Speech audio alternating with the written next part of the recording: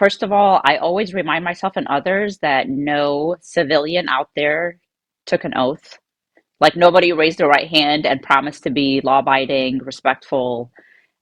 We are the ones that took the oath. So in my book, we are the ones that always have to operate above the baseline. And I do hold law enforcement to unfairly high expectations, and the public has the right to do the same. Brothers and sisters,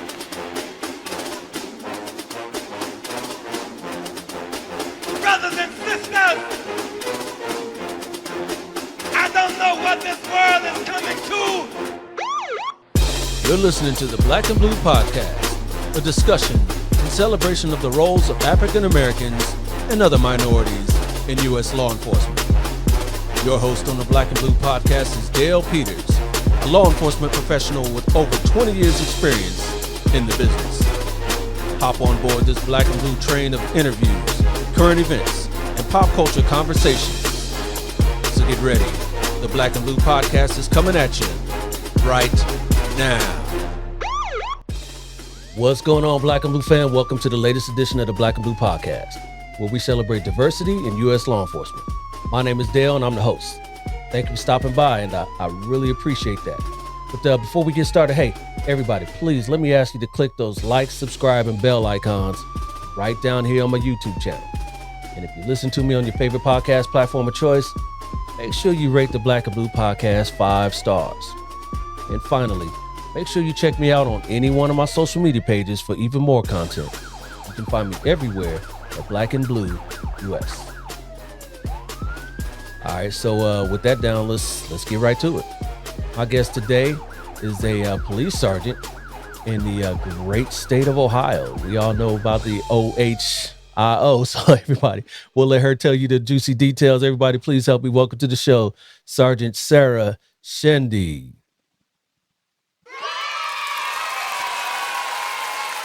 How you doing? Hi, Dale. How are you?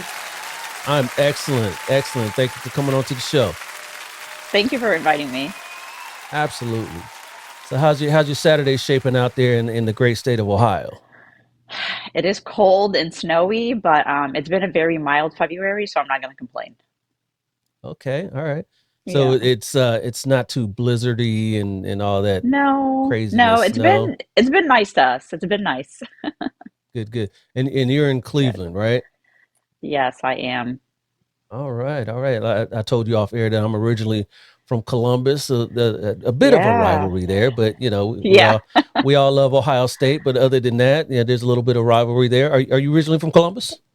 I mean, from I Cleveland? am. No, I'm not. I moved up here recently to be closer to work, but I lived in Summit County my whole life. Okay. So, but you're originally from Ohio? Yes. Well, Oh, wow. no. Um, I was born in Saudi Arabia, and up until the age of 6, I lived with my family in Saudi Arabia and in Egypt, primarily with my mom and my sisters. Due to like career paths, my parents were physically separated a lot until we moved to the US in 1991. But yeah, I'm originally from the Middle East. I guess it would be politically correct to say that I identify as Arab American. Okay. But yeah, when people ask me where are you from, I always have follow-up questions like where am I from, or like where am I from here, or Right. yes, Where are you yeah, from or where you from? Yeah. right, And do you ever get a chance to get back to the Middle East? yes. I know I'm biased when I say this, but I think it's like a slice of heaven on earth. Every single time that I have vacation time and that I want to go somewhere, I find myself always planning a trip to Egypt. I'm starstruck every single time. It is, again, I know a lot of people might hear this and say that I'm being very biased, but I think it's the most beautiful place on the face of the planet. I love the people. I love the hospitality. It feels really good being around others that share my culture, my religion, the language that I speak. And I was just there in last October, and prior to that, I was there in 2018. Okay. What's the Yeah. population like in Cleveland? I don't have the exact numbers. I thought you were going to ask me about Cairo. I'll tell you. No, but as far as Arab Americans in Oh, Cleveland, it's good. We have a pretty strong presence, I would say. I think a lot of times, like especially in minority communities, you don't really get to see how many uh, people share your background and culture exist within your area until you go to events, whether it's like religious events or cultural events, and you really see that um, it's pretty diverse, especially Cleveland, where I came from before in Summit County. It's diverse, but definitely not as diverse as Cleveland. Cleveland has so many different culture and ethnic groups, and it's like one of my favorite things about being up here. yeah, that's awesome. And I love to have you on today to talk about you just said it right there in the beginning. You love going back, the culture there, it's beautiful and all that, and kind of dispel the myths that we here in the U.S. we only get to see from our media of all the turmoil that's going on, but that's anywhere. I mean, if you just put here what's going on in L.A., people in Yeah, Cleveland probably think it's a war zone over here, right?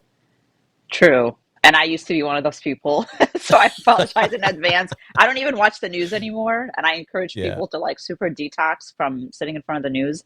And the way that I do things, if I want to learn about something or someone or a place, I speak to another individual or human being that can give me that firsthand experience.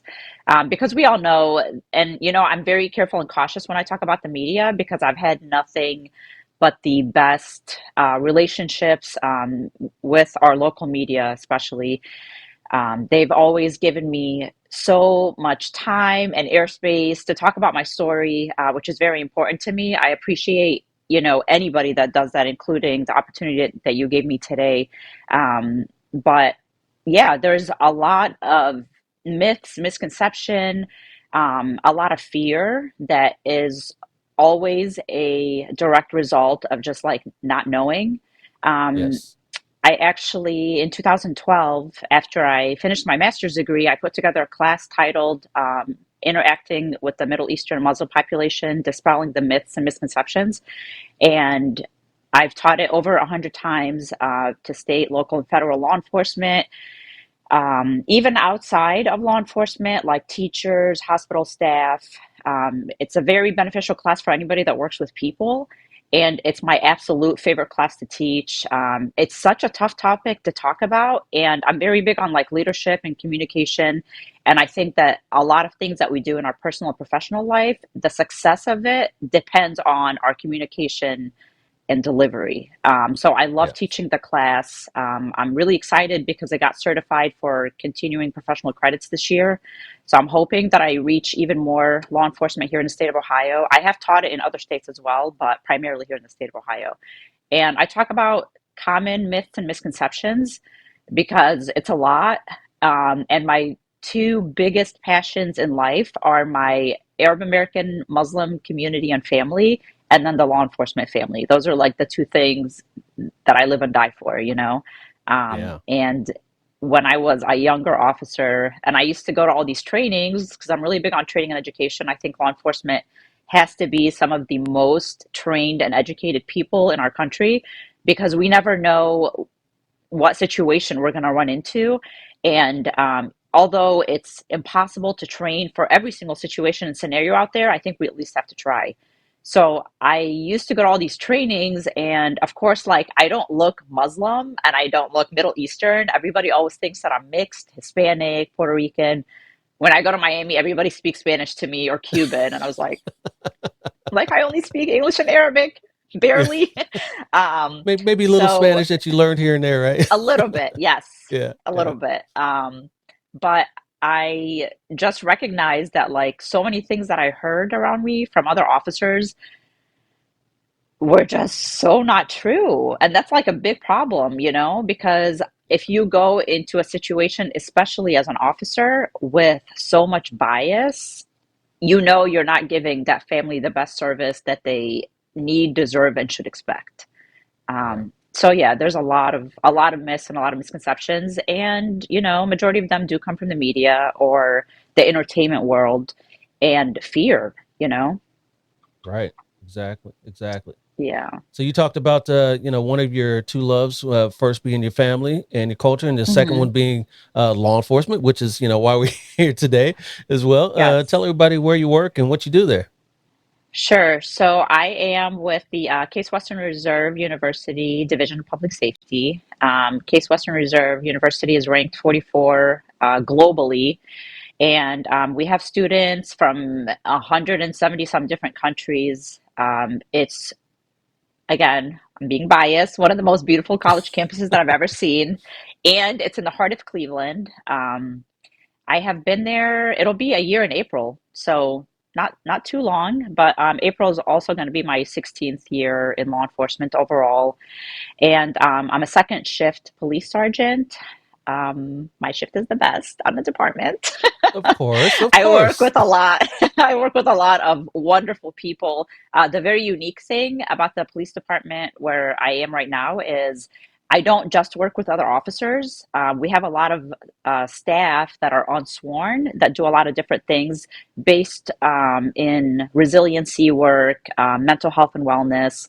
We have a co-responder team that we deploy when we encounter somebody that is having a mental health crisis, and we also work very closely with like emergency management. And it's really a lot. I think college policing is like a hidden gem. I love it. I started last April, so I didn't get the best of weather for like a month, but in the summer, I always thought like I can't believe that I'm getting paid Mhm. to do this, because there's a lot of days where I never got in the cruiser and I just did my job on foot, which was awesome because I love being active, and I totally felt like I was cheating because I was like, I'm here at work, but I'm also working out, and this is great. Yeah, yeah, So, absolutely. yep, that's where I'm at right now. That's great. That's great. So, I kind of want to, you just mentioned that university and college policing is a hidden gem. You guys are sworn. Tell Hmm. everyone about the differences between that and municipal policing in Ohio.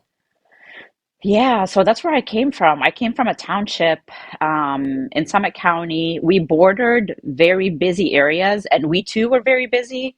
I work night shift, and I hate saying this, but like I miss working night shift. I loved it because I love being in the dark and I love driving around at night and just like enjoying the stillness and the sky. And at the end of my shift every morning, I would go on like the highest point in our township and I would watch the sunrise.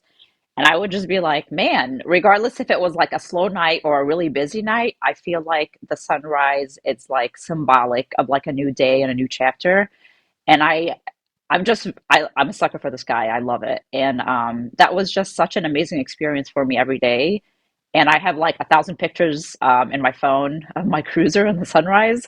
But it's very, very, very different. And I get in all these like really funny conversations with my coworkers who are now family to me about the differences. Where I came from, we were very enforcement based. And I'm not saying that in a matter of like, we didn't have a quota, and our chief gave us like full discretion, which is great. I think it's one of the most important tools to have as a law enforcement officer. But we ran a lot of traffic. We went to a lot of domestics, shoplifting calls, suicides, neighborly disputes.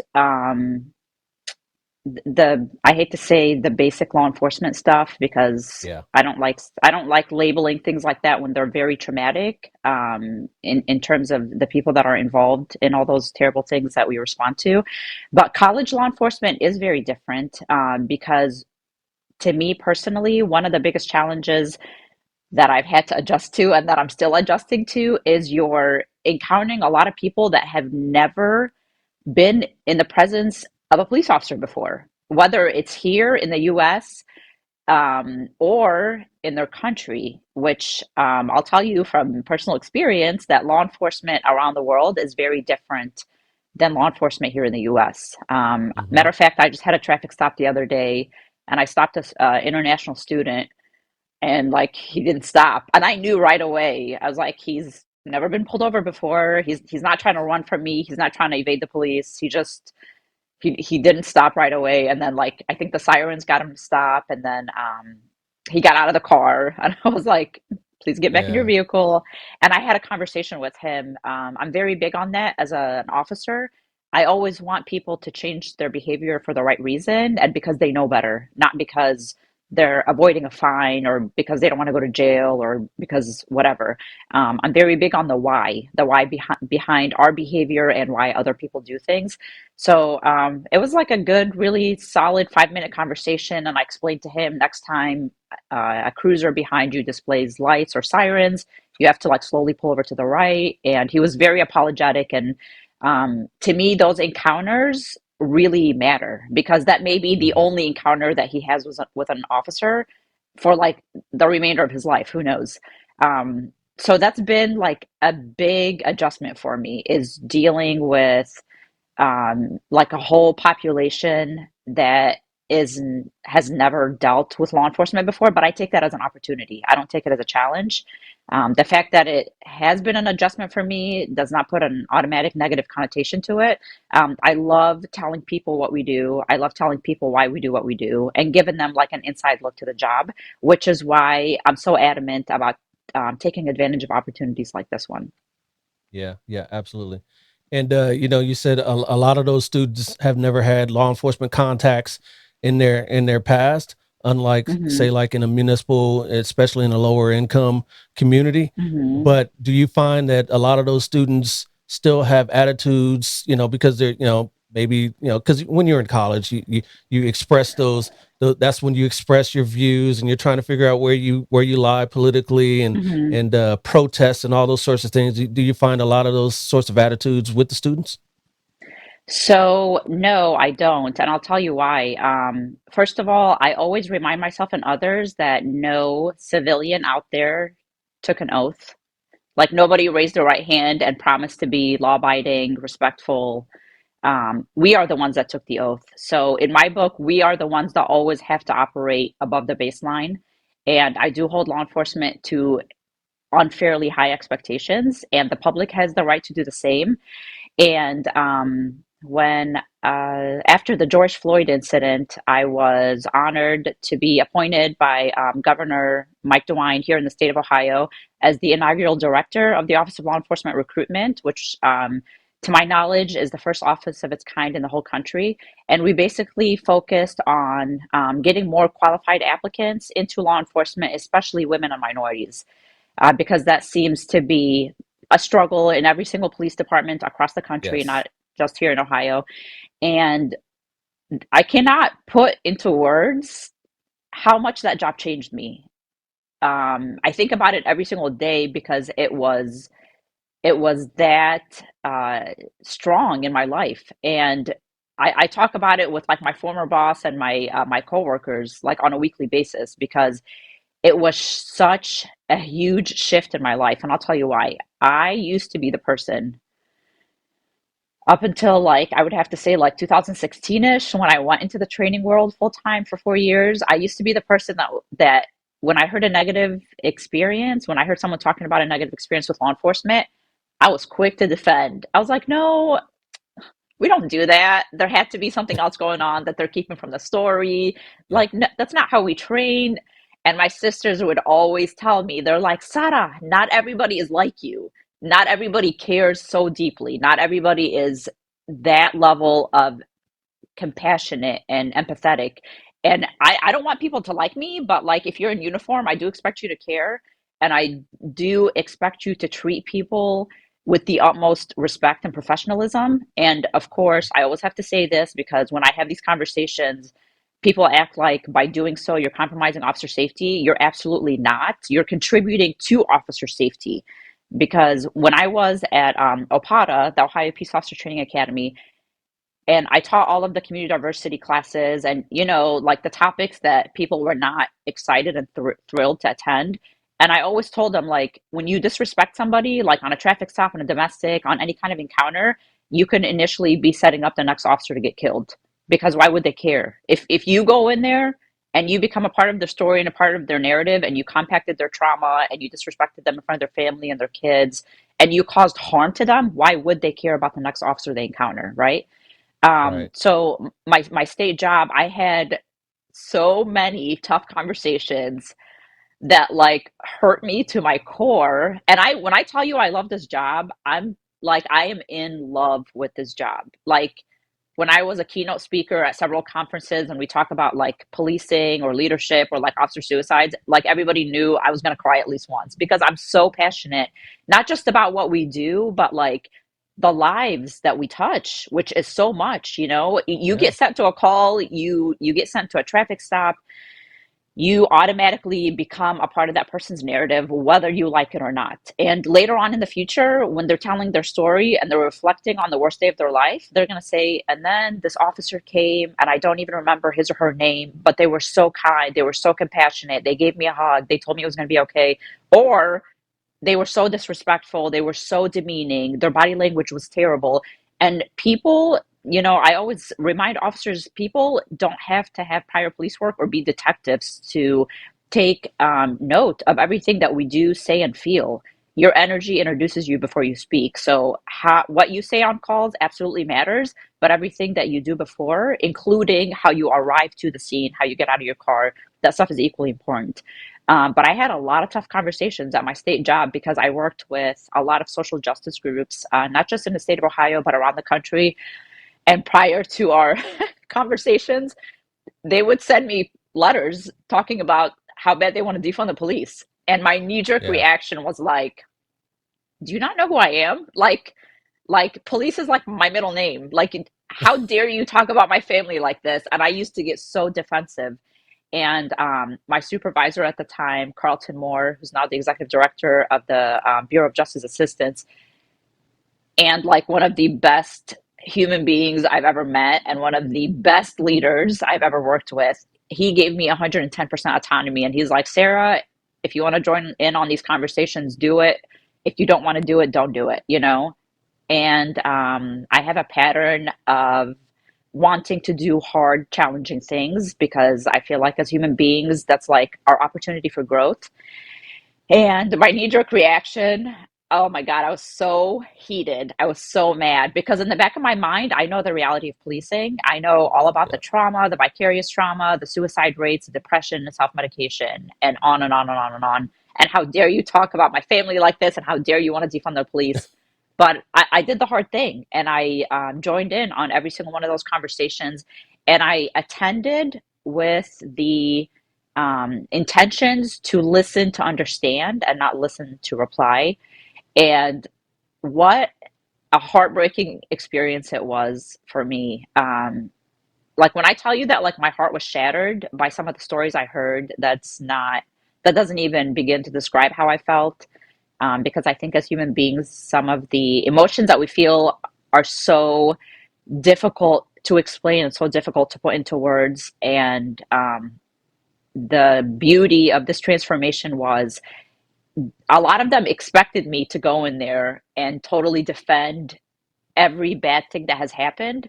When in all reality, I listened and I said, I'm so sorry for your pain. I'm so sorry that you went through this horrific trauma.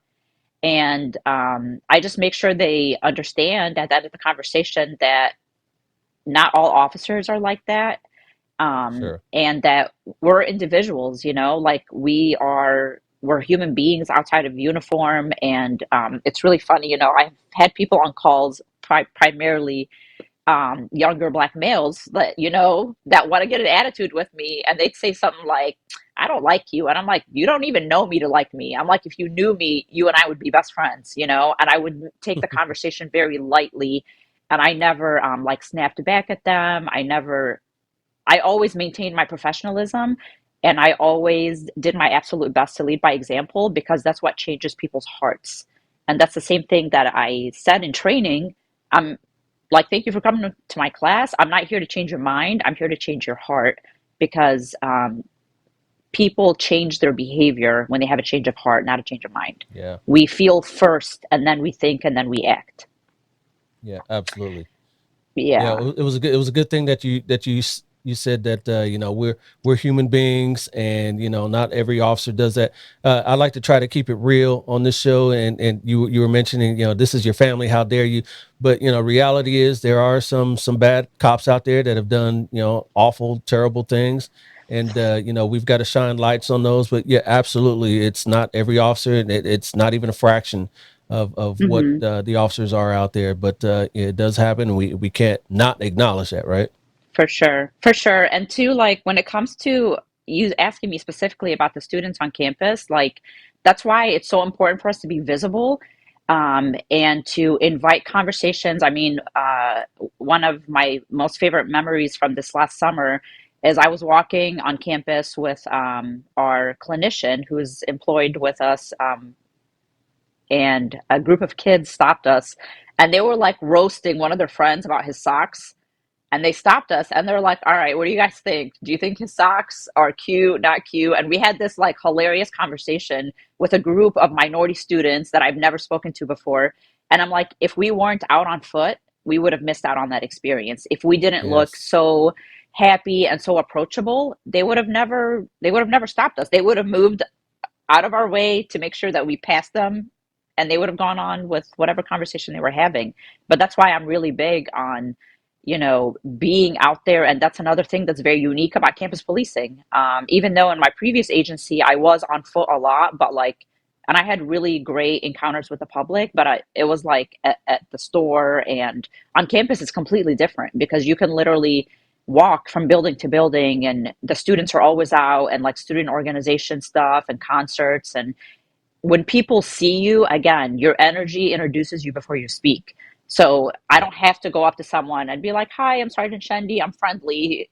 Do you want to talk to me about anything or whatever? No, they're going to see you. And that's just like the way that I carry myself in my personal and professional life. And I feel so honored and privileged to say that kids and adults that I've known for a day and that I've known for decades come to me when they need help and when they need a non-judgmental voice. Everything from disclosures about sexual assault to disclosures about self-harm and suicidal ideation. And it makes me feel like I'm doing something right in life if complete strangers choose to tell me their deepest, darkest secrets and Yeah. allow me to help them to the next step. Yeah, yeah. It's interesting you were talking about, being out and being approachable. I was a school resource officer for 4 years at a high school, and that was, yeah, that was great. And having the kids come Yes. up to you and talk to you about little stuff about, socks, and we would always talk Yes. about hip hop and that sort of stuff. And they would say, Officer Peters is cool, but Yeah. not everybody out there, not all the other cops are like that. Do you find that maybe you being approachable, they think is not the rule, but the exception? So, first of all, I was going to wear my Dare sweater today, but I decided not to. I'm a huge, huge, huge advocate of Dare. I got certified to be a Dare officer in 2010. And at one point, I helped write and teach the SRO curriculum for the state when I was with OPATA. And I said this on the last podcast that I did is committing to Dare and being a school resource officer and just working with kids in general has absolutely changed my life personally and professionally. And, a lot of other officers may rip on the DARE program. We all have heard things like, they're still going to do drugs, they're still going to do this, they're still going to do that, and really question like the effectiveness of the program. And my usual response is, I can almost bet my life on the fact that none of my DARE students will ever kill or assault an officer, and that's enough for me. If that's the only thing that I prevented, that's enough for me, Yeah, because they're that part. going, anytime they see a person in uniform, they're going to remember me. And they're going to remember how kind and loving and supportive I was to them. And it might curb their behavior just a little bit. And Yeah. because I taught DARE so early in my career, like I said, 2010, I've arrested my DARE kids before, primarily for OVI. And they know that I hold them to higher standards. And I always tell them, like, I'm disappointed at your actions, not at you as a person. Like, I still love you unconditionally, and I understand that we're all human and we make mistakes and bad decisions sometimes. So when it comes to like disappointment and and shame and other really negative feelings that people try to project on each other, I always project it on the action. Like, I'm disappointed at the decision that you made, or I'm disappointed at your action. I'm not disappointed at you as a human being, because I want them to know that I still love them, and that they're still worthy of, my love and my attention. And when I tell these kids, like, I love you unconditionally, I back it up. I'm not gonna turn my back on them because they made a mistake or a bad decision. But I definitely have all these conversations with kids, even, I'm not doing DARE, or I'm not an SRO right now, but I always encourage them, and I encourage the public, next time you see an officer, walk up to them and have a conversation, or again, I do put the responsibility on the officers. Um, Next time you see, like, you have the opportunity to talk to a kid or a member of your community, do it. Stop sitting in your car with the windows rolled Yep. up, because Yep. nobody's going to come knock on your window to have a conversation. Be outside. It's okay to be uncomfortable. And I know that not everybody does this, but like, I intentionally go towards people that are very different than me, whether it's a very different, like, religion, background, they dress differently, whatever the case may be, because if I keep interacting with people that are just like me, I'm not going to learn anything at all. Yeah. And I'm just going to stay the Sarah that I am today is the Sarah I was yesterday, and there's no growth in that. So I intentionally speak to, especially students, like, again, we have students from so many different countries. I'm like, tell me about what you're wearing, tell me about your culture, tell me about your religion. Tell me about this prayer. We work so many side jobs, and we're exposed to all of these things, and they're all um, opportunities to learn and grow and get that Right. firsthand information from somebody that has experienced that culture, religion, and lifestyle. That's what's up. That's what's up. I love to hear the passion that you have for the profession. What kind of piqued your interest to enter law enforcement in the first place? I always get that question. My Yeah. answer is God. Okay. All Because right. people are always like, how did a girl that was born in Saudi Arabia end up in Ohio and become a police officer? And when I had DARE in third grade or fifth grade, I don't remember. I just remember Officer Anderson, my DARE officer, and I was so, like, enamored by the uniform, by the cruiser. To this day, as a grown person, I still see police officers as like superheroes in uniform. And I've always wanted to be an officer, always. The only challenge is that I always, like, lack the confidence. And I never, ever, ever thought that I would be good enough to be in uniform. And I always remind people, young and old, that, like, you're either your best cheerleader or your worst enemy. And the most important conversation every day is the one that we have with ourselves. So here I was telling myself that, like, I'm not good enough. I had no confidence. It was very difficult, growing up. I think when I started school here in the US, I was 6, and with a lot of minority families, not just Arab Americans, like, you abide by a set of rules and one culture at home, and then at school it's like a different set of rules and culture. Yeah. And, like, I was definitely a follower for a while, and I was definitely, like, trying to get love, attention, and acceptance from the wrong people. And that's why I'm so passionate about young people, because I try to be who I needed when I was younger, and I always just lacked the confidence. And when I went to Kent State, I almost, like, flunked out of college because my dad, bless him, trying to do the right thing, he wanted us all to major in, like, biology, chemistry, or medicine or something. And, like, I kind of tried, but it did not go well. And, like, I failed all my classes. Mind you, I was only 16 when I went to college. So it was just like a Okay. whole bad recipe for a disaster. And to make a long story short, when they put me on academic probation, they're like, if something doesn't change soon with these grades, you're going to get kicked out. And I'm like, okay, first of all, my parents are going to kill me. Like, I'm not even being funny. They're going to kill me. And Right. I remember Dean Moore at the time. He said, so what are you going to do? And I said, I want to change my major to criminal justice. And you can see it on my transcript, clear as day, like, a whole bunch of really bad grades. And then when I changed my major to criminal justice, and my minor was juvenile delinquency, it was all A's and B's, and I graduated on the dean's list, which was great. And Yeah. my professor at Kent State, Jim Owens, he was the first commander of the Kent State Police Academy that they discontinued in 1986, and then they brought back in '07. And I just remember like being in his office, and he's like, "Kent State is bringing the police academy back," and I was like, "Okay, cool, good conversation. Like, why are you telling me this?" And he's like, "You should go." And it just made me pause. And he's like, I've had you in so many classes. You're a great communicator. You're passionate. You speak Arabic, all this other stuff. You'd make a great officer. And like I always tell people, we are always one decision away from a completely different life, good, bad, or indifferent. So I committed to go to the police academy, and I've just been in love since. And if it wasn't for that conversation, and if it wasn't for like the sequence of events that led up to that conversation, who knows what I'd be doing right now.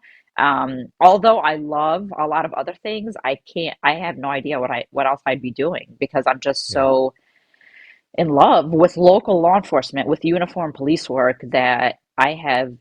It's really hard to believe that I would be this happy or fulfilled doing anything else. Yeah. Where you can really affect lives on a daily Yeah. basis. Absolutely. Yeah. Yeah, Yeah. and that's I just feel that like a lot of officers don't understand the amount of power and privilege that we have. And the terms power and privilege could be used in a very negative connotation, and they could be very abused. But if done right, you can change so many lives. And I'm not saying or insinuating that we're going to go out there and save lives every single day, but you could be that source of leadership and mentorship for somebody young or old. Mhm. I think you have a lot more opportunity when you are dealing with kids because they have the rest of their life ahead of them. But I'm so privileged to just like reflect back on the almost 16 years that I've had and just think about the amount of success stories that I've had with people that I have encountered on the worst day of their life, some of Oh, which yeah. I met over 10 years ago and I still talk to today. And a lot of people forget that the basis of humanity is the connection, is the human connection that we have with others. And I just think that that's like one of the best things about this job. Yeah, absolutely. Nowadays the one of the big buzzwords is procedural justice, and Hmm. that's been something that I've always practiced. I've been in this profession since '96, and I remember having arrestees thank me for Yes. giving them a Yes. voice and just hearing them out and treating them with respect, and when other officers that they've encountered in the past or even on that same call yelled at Yeah. them, demeaned them, and they're like, hey, I want to thank you, Officer Peters, for being this way or treating me with respect. Yeah, I agree with you 100%. And I can count every single time that someone, especially on a very tragic call, I'm a victim advocate at heart. I'm very big into like trauma informed policing, and people have said to me so many times like, "Why are you so different? Why are you so different?" Like, and one of the girls was like, my family doesn't even treat me like this. And I'm like, well, your family sucks. Like, not to be mean or rude or judgmental, but they do. And she was living in such a toxic environment. And I remember telling her, you can't heal in the same place you got sick. Like, you have to get out of this situation. But when people say like, why are you so different? I'm like, this is how I was raised. This is me carrying out my religious duties and my cultural expectation. And I saw how selfless my parents were growing up. Like when they didn't have money, they still donated. When they didn't have time, they still went and like visited sick people in the hospital or volunteered at the mosque or um and the most beautiful thing about Islam, and I always tell people that like it, being Muslim is like one of the things that primed me for a career in public safety because Islam is pretty clear on the fact that like you should never be number one ever. Like you should always do things for other people. You should always be helping other people. You should always do everything you can for everybody that you meet. And imagine how differently our world would be if that's how everybody treated each other? Yeah. So like following up with victims and establishing like those relationships and those connections and And even with my best friends, like I have a group of friends that are Arab American that either were first or second generation here, or that were born and raised in the Middle East and came here as kids, like me. And then I have friends that were born and raised here in the U.S. And specifically speaking about my two best friends, one of them I've been best friends with for over 13 years, and the other one for 5 years. And when we were newly friends, I would do things, or like I pick up like lunch when we go out or something, and they would try to pay me back, and I'm like, "What are you doing? Like, we don't do that." Like, Wow. I'm like, "That's weird." Number one. Number two, like, you're my best friend, and like you're like a sister to me. So if you're sick and I bring you tea or soup, please don't act like I deserve the Nobel Peace Prize. Like, these are very basic things that you should expect from somebody in your life. But I Right. feel like things are just so different here in the US, and like a lot of things that people think are normal are not normal. you know Okay. like Okay. Yeah. Yeah. like what you expect from family and friends, and the things that you do for strangers. And I'll just tell you a quick story, which it just blows my mind. I worked for Aladdin's. It's a chain restaurant here in Ohio and in other states. I worked for them for about 4 or 5 years, and their food is phenomenal. And I eat there all the time because I work there and I know how they cook. And I was there years ago with my younger sister, Fatima, and we were sitting there. We just got our appetizers, and this woman who was probably in her mid 50s is sitting there with two little kids. You could tell that those were her grandkids. They were probably like 6 and 8.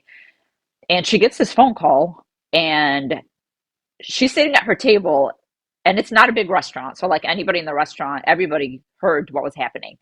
And she answers the phone, and she's like, "What? Oh my God." And then she asks for the bill, and she's like distraught. She's crying. The kids are like fumbling with their toys and they don't know what's going on. Not one person asked her what was wrong. Not one person put down their hummus and pita and said, "Let me go check on this lady." Not one. And it was a packed restaurant. And I was like, that is so messed up that you sense that there's another human being around you that is going through something negative, something impactful, that may need help. Not one. People like were annoyed that she was upset. So Wow. Fatima Yeah. looked at me, and I was like, "I'll be back." And she's like, "Sarah." And I was like, "You already know I'm gonna have to check." Like, Sarah, nothing. So I went up to her, and I introduced myself, and I was like, it seems that you got a really upsetting phone call. Like, I'm in law enforcement. Is there anything at all I can do to help you?" And I'm not saying like I'm in law enforcement, like I could go do something great, but like just to establish a little bit of trust. And I said, "Is there somewhere I can take you?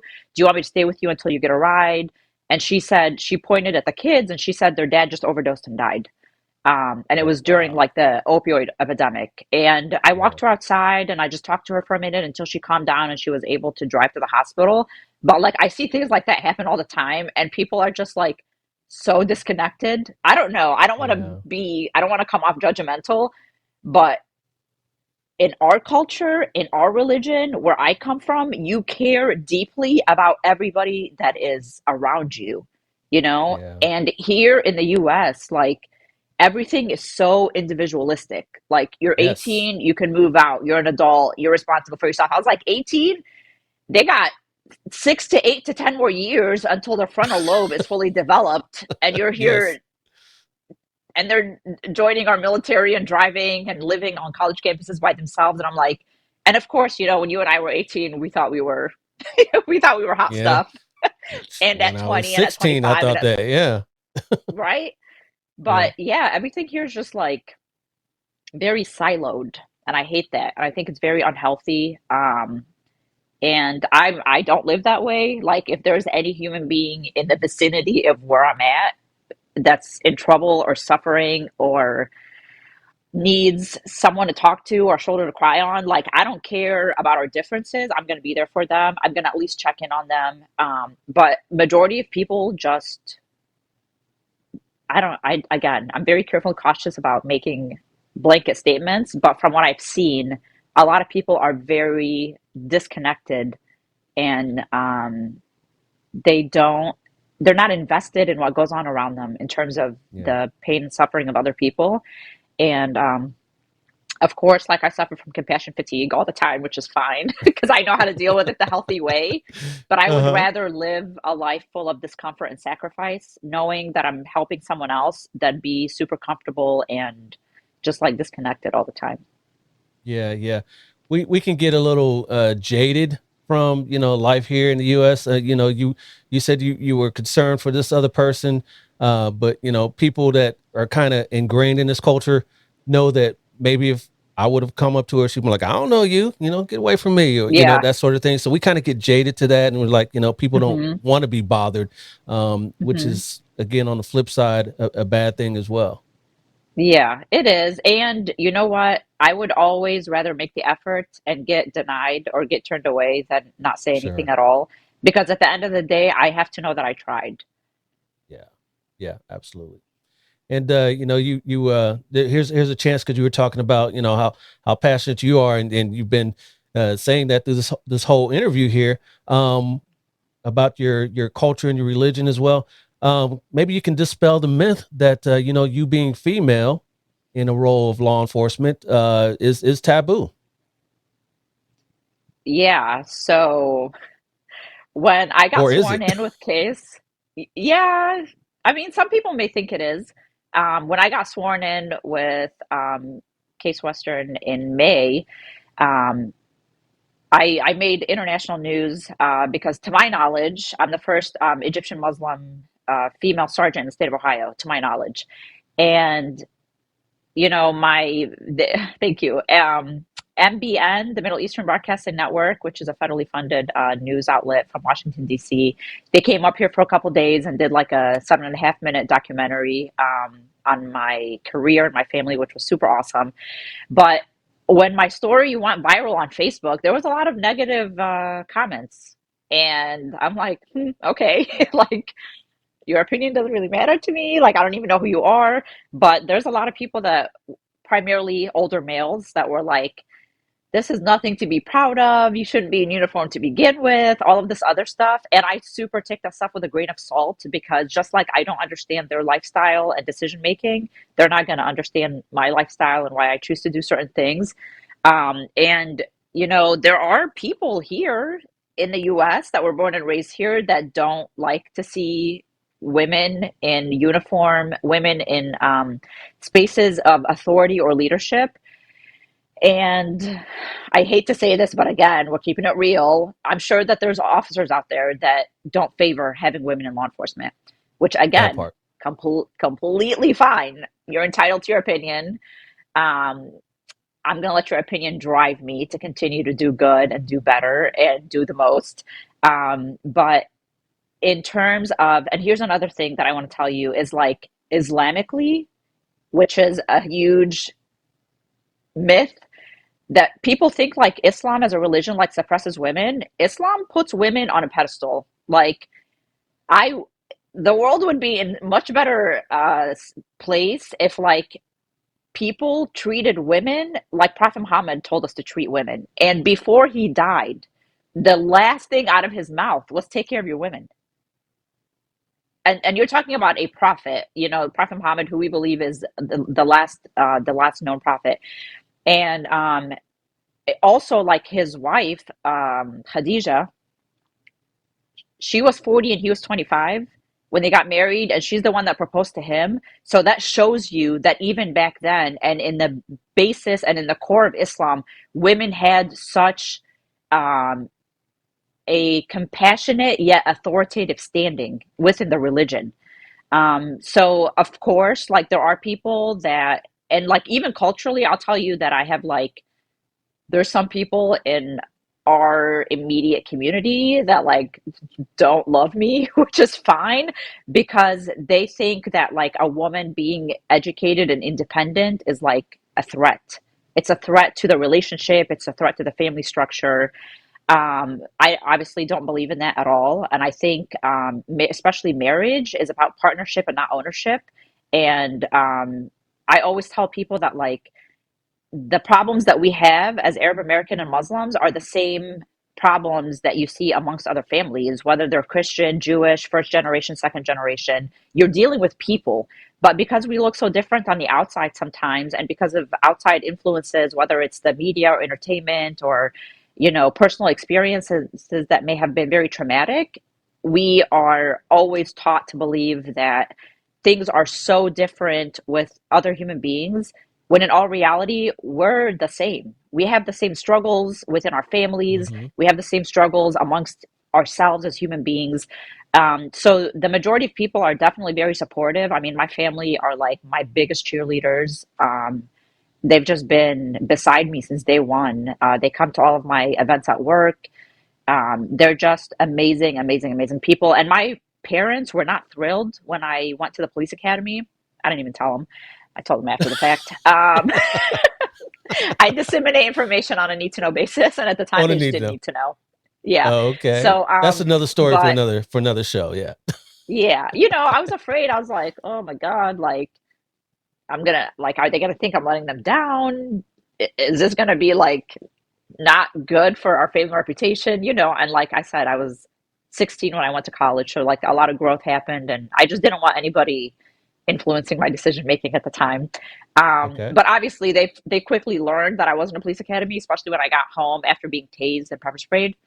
And my dad's like, "What are they going to do next? Shoot you?" So, um, Right. yeah, some people are very supportive, and others are not. And it's not like an attack on me as a person; it's an attack on what I stand for. Like I always tell women, you have to be financially stable before you get into a relationship. And that's just the advice that I give because I don't want, especially in our culture where it's not unlikely for women to get married at a very young age in certain cultures within um, within Middle Eastern families.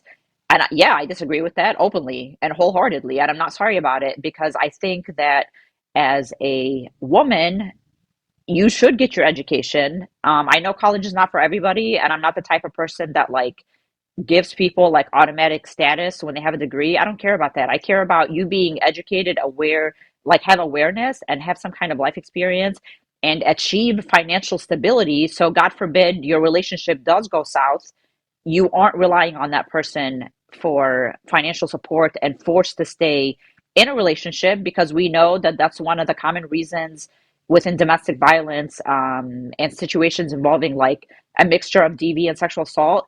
We know that the victim can't leave because they have no support because the abuser alienated them from their family. And on top of that, they don't have any financial stability.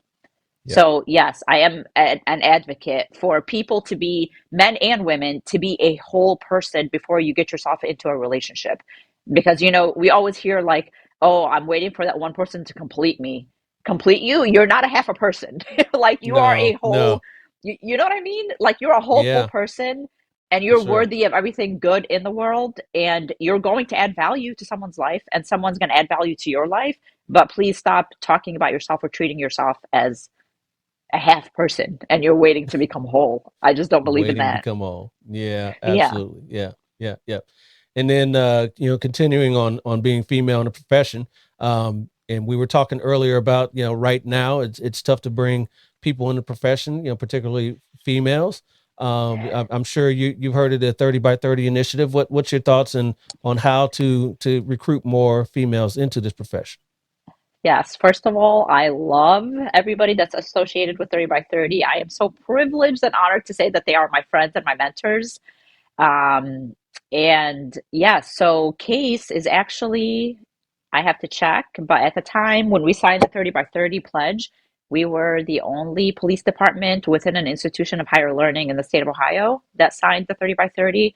And I always like to tell people, like, nobody's going to punish you if you don't hit your 30% mark, but it gives you a little bit of motivation and you have the resources and the studies to back up the fact that if you want to change policing, you have to hire more women and you have to hire more qualified women. I'm not saying go hire any female that fills out the application, but we know that the presence of women in law enforcement has changed policing, especially within the 21st century.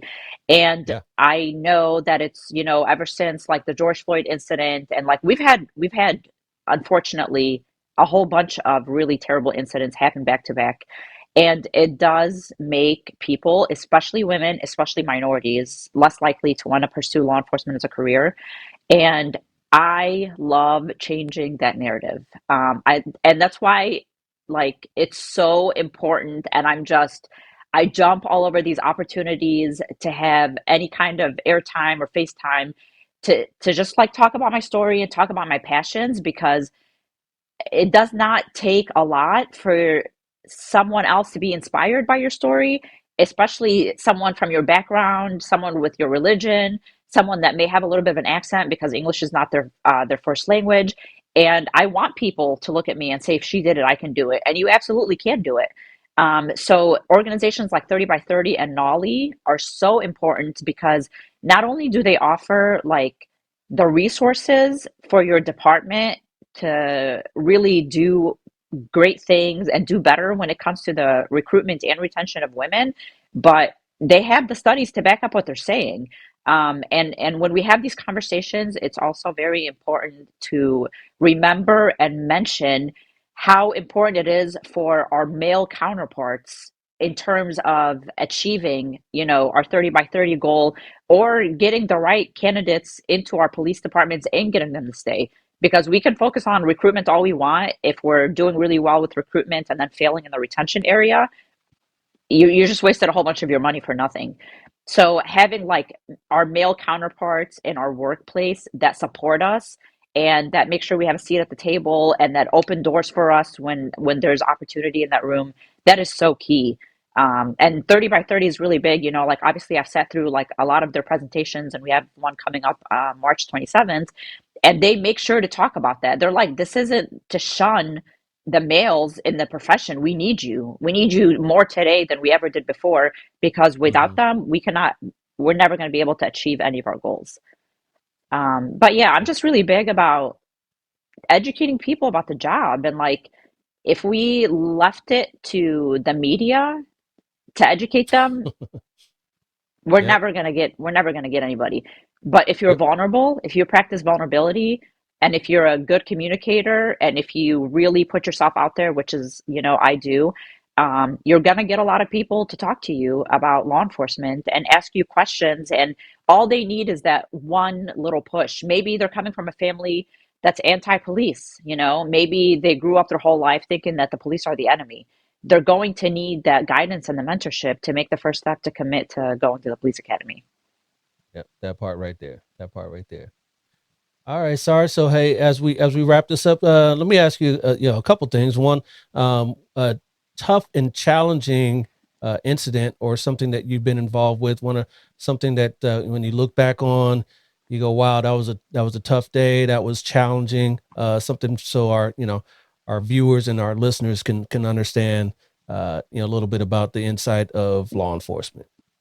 Sure. So, unfortunately, there's been plenty, but I will Yeah, tell you yeah. about there's a couple, and um I'll tell you about the one again. This call broke my heart, and like I sat in my car afterwards and I bawled my eyes out for like 3 minutes. It was very brief, I had to get my stuff together and move on to the next. Yeah. But being raised in a culture that really values family, um, I people always ask me, like, especially when I was a younger officer, like, oh, are you going to see your parents on Christmas, Thanksgiving? I was like, I see my parents every day. Especially when I worked at Opata and I worked in the morning. It was nice being off in the evenings and the weekends and stuff. And I'm like, we don't do that. Like, we see our parents all the time. Everything that we do is family oriented. Our parents are our priority, especially as they age. Like, they are our number one priority. We spend a lot of time with them, whatever resources they may need. We do everything that we can to make sure everybody in the family is taken care of. And I remember when I used to work second shift and our shift ended at like 10:45, we got a call at 10:35 of a loud noise complaint in a residential area. And I was so annoyed. And I was driving there and I'm like, who who calls in a loud noise complaint at shift change, and I'm never going to get out on time and all this other stuff. And I was like, it's probably not even that loud, and on and on and on. So I get there and I pull onto the street, and I remember it was nice out because I had my windows down, and I hear the TV, and I was like, oh my God, like, okay, this is justifiable. Like, who has their TV on this loud? at this time of night. So we get to the house, we're knocking on the door, nobody's coming to the door. We are trying to see what's going on. And so we're going around the house looking into the windows.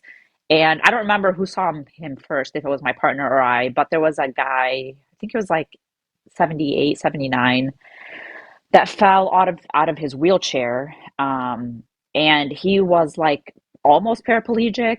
So the only thing that he really had control of was his right hand. And at 10 that morning, 10 a.m., mind you, it's 10:35 now, he pulled everything off of the table and he got the remote control for the TV and he turned up the TV on max volume, hoping somebody would call the police. And it was so devastating and so heartbreaking to me because this guy's almost 80 years old. He's a veteran. He has like umpteen grandkids, and he cut his head on the air conditioning vent that he fell on from his wheelchair ramp. Dried lips, no medication, no food, no water, nothing. And I was Mm. just like, to me, these are the things that are vicariously traumatic because I value human life and human dignity so much. And of course, every officer has gone to a scene, where there's like, it's just terrible in terms of like blood and gore and all this other stuff. And it's terrible and it's definitely something that sticks with us. But to me, every single story that I would share with you has to do something with neglecting someone that you're supposed to love and take care of, whether it's your kids, your parents, or your grandparents.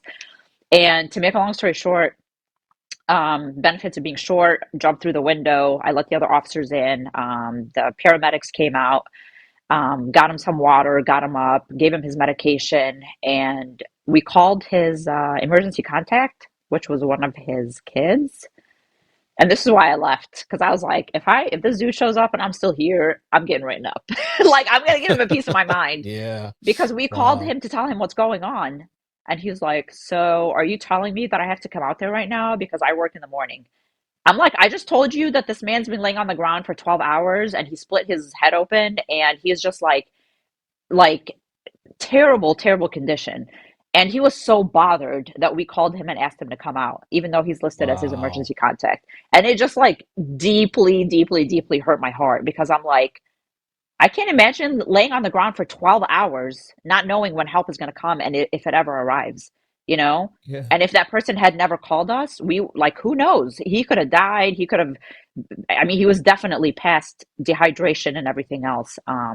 So that's calls like that are just like very, very sad to me. And Oh yeah. it just makes you realize the extent of bad things that take place within humanity. Yeah. Yep. And then Yeah. those, and like you said, every officer's, gone to calls like that, and there's been calls where I've gone to where it's been too late, where we didn't get to them in Hmm. time, and you could see that they didn't have anyone that they could call, uh, and that's terrible as well.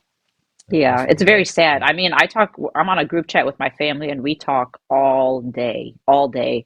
And I've definitely developed a paranoia of like loss of life because we get sent to fatal accidents at 3:30 when people are on their lunch break or, picking up their dry cleaning or whatever. So I used to get so mad at my parents if like 3 or 4 hours went by and I didn't hear from them. And somebody may be like, that's excessive. It's not because they're my parents and I love them. And as long as they're here, I want the opportunity to talk to them every single time I can.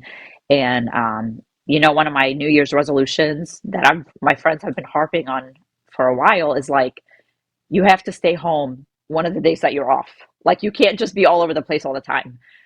And I'm trying to do that, but I'm like one day my parents are not going to be here. I don't care about my comfort and staying home and getting laundry done and put away the Mhm. same day. I care about going to see my family and like my nieces and nephews are like you blink and they're 7 and then you blink again and they're 10 and like I don't Yep. want to instead of like taking vacation or like going to Miami or doing whatever if they have like a school concert or something going on I'm going to be there because all of this time that passes we will never ever ever get back and a lot of people unfortunately just don't realize that. And with law enforcement, we're so surrounded by like so much tragedy and death and trauma. that like we may look at those things much differently than other people. Facts. Yeah. When I get off this, when we get off this interview, I'm gonna call my mom. Okay, thank you. Call my mom. And Yes, call her before and we tell her get you you out of love her. here, yeah, absolutely. On the flip side, real quick, talk about a rewarding thing that you've experienced on the job. So many. Again, it's I think it's just like I feel so privileged that I can give you at least a dozen stories. The one that I always share is this little girl that I met my very first day of teaching there. We were talking about the importance of there and like the presence of an SRO in a school for many reasons, besides the schools not being a soft target, is the connections that you make with these kids. And I did meet this student. Like I said, my very first day of teaching there. I don't know if you remember your first day as an SRO, but it's like definitely overwhelming. And you're like Mm-hmm. scared for Mm-hmm. no reason because you're Yep. surrounded by a bunch of little ones with a lot of energy. And when I met her, her mom had just died of breast cancer 2 weeks before. So I started teaching there in January. Her mom died of breast cancer in December. And our relationship just grew and like we fell in love. And I have pictures of us in school, at home, at my parents' house, almost in every single grade. Her eighth grade graduation, her high school graduation, and now she's attending my alumni school of Kent State. And it was such an honorable experience for me to play the role of her mother while she was growing up. And in no way, shape, or form was I trying to replace her mom, but I wanted to make sure she knew that she had someone there that just loves her unconditionally and is going to be there to help her through everything that she kind of had to go through on her own after losing her mom. Wow. That's awesome. Yeah, That's awesome. And thank yeah, you. yeah. I love to hear all these stories from you, and you are obviously an awesome role model. I love being a part of sharing your story, and you don't get to see too many Muslim or Middle Eastern law enforcement officers out there, or role models out there. So I'd like to uh, spread the word whenever I can. It's awesome to hear your story. Yes. Thank you so Yeah. much. And I appreciate Absolutely. you giving me the time to talk Yeah. about very important things that we need to talk about. Yeah. I'm a comic book geek, so it was good to see there's a movie. I don't know if you follow any Marvel stuff, but there's a from the Marvels. There's a new character out there, Miss Marvel, who's Pakistani, and it's good to I see. did. Yes. So I heard about it. but you're It's you're you're a real important. life you're a real life superhero Oh, though. thank you. Thank Yeah. you. No, it's I always tell people too, like in terms of recruitment and retention, like representation matters. So Yes. if you're serious about getting more minority officers into your department, you have to show them people that look like them within your department. Which is it's important when you're talking about billboards and commercials and how we portray the job, because all of the commercials that I've seen of like SWAT officers dropping from the helicopters, that's not what we do. Number one. Number Yeah. two, you're targeting a very specific group, and we just have to be careful with the message that we're putting out there. Yeah. And have you in positions of leadership. You're a sergeant, so you're in a position of leadership. So, if people of color can see that, we're in these leadership roles as well, they can maybe For kind of sure. draw us into the profession. So, thank you for your I service, agree. and hey, I appreciate you. Thank you so much. Thank you for having me on here. Absolutely, Sarge. You take care. Thank you, you too. We'll talk soon. All right, now another amazing interview for the Black and Blue podcast. I want to thank Sergeant Sarah Shendy from Case Western Reserve University in Cleveland, Ohio, for sharing her story with us. If you guys enjoyed this story just like I did, go on ahead and let me know by leaving a comment down below. I'll be back in a couple weeks with another story from a minority in law enforcement, but till then, y'all know what I'm about to say. Stay black in blue. I'll holler at you. Peace. This has been a Maitre D Entertainment presentation.